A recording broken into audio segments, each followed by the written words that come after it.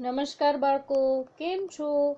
તમે બધા એકદમ મજામાં હશો અને તમારા બધાનું ભણવાનું બરાબર ચાલતું હશે. તો આજે ધોરણ 6 વિષય છે આપણો સંસ્કૃત. આની પહેલાના લેક્ચરમાં આપણે લોકોએ સ્વાધ્યાય પોથીમાં પાઠ 9 સમય પૂરો કરી નાખ્યો હતો. હવે આજના લેક્ચરમાં આપણે પાઠ 9 પછીનું પુનરાવર્તન 2 એ જોવાનું છે. તો જોઈએ આજના લેક્ચરમાં સંસ્કૃત પુનરાવર્તન 2. તો જોઈએ બાળકો પુનરાવર્તન 2. પહેલો પ્રશ્ન છે આપણો, નીચે આપેલા શબ્દોનું અનુલેખન કરો. અનુલેખન કરવું એટલે શું થશે? આપણે નાના હતા ત્યારે આપણું કે સુંદર અક્ષરે ફરીથી લખો. તો આ ઈ જ છે, તમારે સારા અક્ષરે એનું ફરીથી લખવાનું છે.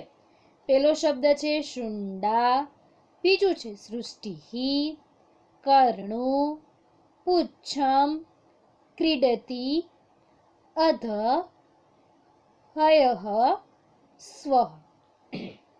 આ બધા શબ્દોને તમારે ફરીથી લખવાના છે. આ પુનરાવર્તન 2 તમારે રફ નોટમાં લખવાનું છે. જેમ આમાં સૂચના અપાતી જાય એવી રીતે તમારે કરવાનું છે. જોઈએ ત્યારબાદ યોગ્ય જોડકા જોડો. હસ્તી, તો હસ્તીમાં શું આવશે? દેવી સૃષ્ટિ. હસ્તી દેવી સૃષ્ટિ એટલે કે હાથી દેવનું અલૌકિક અદ્ભુત સર્જન. કદલી સદસી, શુંડા.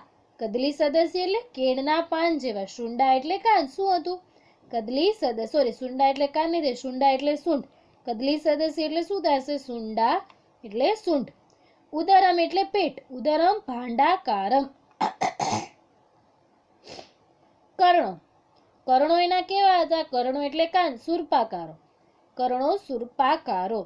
દંતો, દંતો કેવા હતા એના? લાંબા એટલે દીર્ઘો. ફરીથી એકવાર જોઈ જશું. હસ્તી દેવી સૃષ્ટિ, કદલી સદસી શુંડા, ઉદરમ ભાંડાકારમ, કર્ણો શૂર્પાકારો, દંતો એટલે દીર્ઘો. દંતો એટલે દાંત કેવા હતા એના? લાંબા હતા.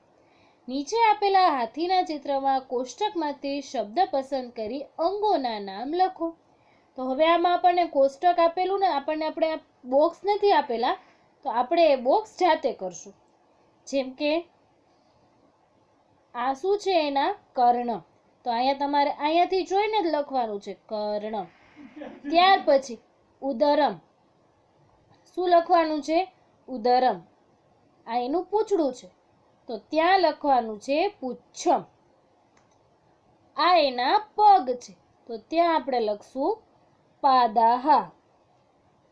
આ એની સૂંઢ છે, તો ત્યાં આપણે લખશું સુંડા. આ એના દાંત છે એટલે દંતો. આ એના આંખ છે, નેત્રમ. હવે આમાં જો તમને લોકોને આવી રીતે બોક્સ ન બનાવીને દીધા હોય તો તમારે લોકોએ બોક્સ બનાવી અને લખવાનું છે. જોડણીની ભૂલ નહીં થાય, કારણ કે નીચે આપણને કાઉન્સમાં આપી જ દીધું છે. જોઈએ એના પછીનો પ્રશ્ન. નીચે આપેલા ખાનામાં વિચારીને લખો. હવે આ આપણા સપ્તવાસરઃ એ જે પાઠ છે, સપ્તવાસરાઃ, એનો આપણો પ્રશ્ન છે. અધઃનો અર્થ થશે આજે. હવે આજે સોમવાર હોય તો ગઈકાલે એટલે શું થશે? હયઃ. ગઈકાલે કયો વાર હોય? રવિવાસરઃ. અને આવતીકાલે એટલે સ્વઃ કયો વાર હોય? મંગલવાસરઃ. હયઃ બુધવારે. ગઈકાલે બુધવાર હોય તો આજે કયો વાર હોય? ગુરુવાર. સ્વ એટલે આવતીકાલે કયો વાર હોય? શુક્રવાર. હવે સ્વઃ શનિવાસરઃ. આવતીકાલે શનિવાર હોય તો આજે કયો વાર હોય? અધઃ શુક્રવાસરઃ. અને હયઃ ગુરુવાસરઃ. ક્લિયર? નીચે ચિત્રમાં આપેલા ક્રિયાપદોને આધારે નામપદ જોડી અને વાક્ય બનાવો. હવે આ બધાના નામપદ આપણે આપણી જાતે બનાવવાના છે, અથવા તમે આવી રીતે પણ બનાવી શકો છો. ફલમ પતતિ. ફળ પડે છે તો ફલમ પતતિ. ફળની આગળ આપણે શું રાખ્યું? પતતિ. ક્રીડતિ. તો ક્રીડતિમાં આપણે શું રાખશું? બાલઃ ક્રીડતિ. શું રાખશું આપણે? બાલઃ ક્રીડતિ.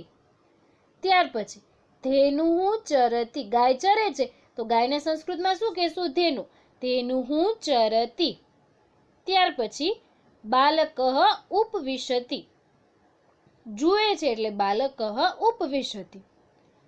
કુકરઃ પીબતી, કૂતરું છે એ દૂધ કે પાણી જે છે એ પીવે છે એટલે કુકરઃ કુક્કુરઃ પીબતી. શું લખશું આપણે? કુક્કુરઃ પીબતી. છાત્રા લિખતી, આ જે છે છોકરી લખે છે એટલે છાત્રા લિખતી. વાનરઃ ફલમ ક્ષિપતિ, ક્ષિપતિ એટલે ફેંકે છે, વાંદરો છે. વાનરઃ ફલમ ક્ષિપતિ, વાંદરો ફળનો ઘા કરે છે.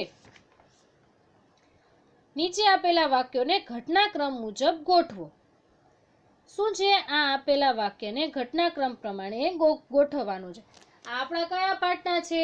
કે જે આપણો કાકસ્ય ચાતુર્યમ પાઠ હતો એના છે. તો આમાં પહેલા કયું આવશે? આપણે જોવાનું છે પાઠના આધારે કયું વાક્ય પહેલા આવશે. તો પાઠના આધારે આપણું બીજું વાક્ય પહેલા આવશે. સર્પઃ એકમ શાવકમ ખાદતી, સાપ એક બચ્ચાને ખાઈ જાય છે.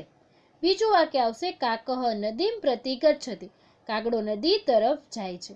ત્રીજું વાક્ય આવશે તત્ર રાજકુમારી સ્નાનમ કરોતિ, ત્યાં રાજકુમારી સ્નાન કરે છે. ત્યાર પછી કાકઃ સુવર્ણહારમ ઉપહરતિ, કાકઃ સુવર્ણહારમ ઉપહરતિ, કાગડો સોનાનો હાર લઈ લે છે. પાંચમું અને છેલ્લું વાક્ય થશે અધુના સુખેન વસામી, હવે સુખેથી રહીશું છે. એટલે કાગડો એમ બોલે છે ને હવે સુખેથી રહીશું. તો તમારું પુનરાવર્તન અહીંયા સુધી જ છે. આ તમારે આજના દિવસમાં આ જે તમારી નોટ છે એટલે કે તમારી જે પાઠ્યપુસ્તક છે એમાં લખવાનું છે. આવડો આ જે આપણો પ્રશ્ન છે, ચિત્ર જોઈ અને પ્રશ્નના ઉત્તર આપો, આ તમારે લોકો એક રફ નોટમાં લખવાનું છે. ક્લિયર? આના પછીના લેક્ચરમાં હું તમને આ જ આખું પુનરાવર્તન પાકા ચોપડામાં લખાવીશ ફરીથી, ત્યારે તમને પીડીએફની સાથે મોકલીશ. તો હવે મળીશું આના પછીના લેક્ચરમાં. ત્યાં સુધી તમારું ધ્યાન રાખજો. આવજો.